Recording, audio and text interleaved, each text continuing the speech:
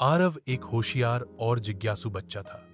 उसे सितारे, ग्रह और आकाशगंगाएं देखने का बहुत शौक था।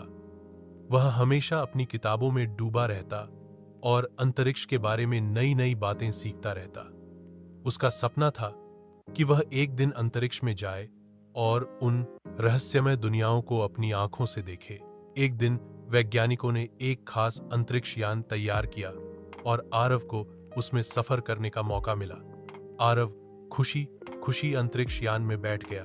जैसे ही यान ने धरती को छोड़ा, आरव की आंखों के सामने एक नई ही दुनिया खुल गई। चारों ओर असीम अंधकार था, पर उसमें चमकते हुए हजारों लाखों तारे थे। थोड़ी ही देर में उसका यान एक नीली रोशनी से चमकती गैलेक्सी के पास पहुंचा। वहां उसने रंग बिरंगे ग्रह देखे। कुछ बर्फ से ढौंके हुए थे, कुछ आग की तरह जल रहे थे। उसने एक ऐसा ग्रह भी देखा जहां की मिट्टी चमकती थी और पेड़ नीले रंग के थे। आगे बढ़ते हुए आरव ने एक टूटते हुए तारे को बहुत पास से देखा।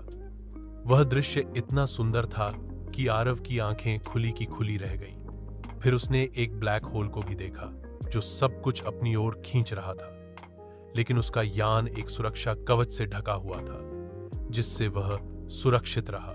बहुत सारी आकाशगंगाएं देखने और अलग अलग ग्रहों की यात्रा करने के बाद आरव का यान धरती की ओर लौट चला। जैसे ही वह धरती के वायुमंडल में दाखिल हुआ, उसका दिल खुशी से भर गया। जब आरव धरती पर सुरक्षित उतरा तो सब लोग उसकी बहादुरी की तारीफ करने लगे। अब वह सिर्फ एक सपना देखने वाला बच्चा नहीं था, बल्कि ब्रह्मांड का साक्षात यात्री बन चुका था।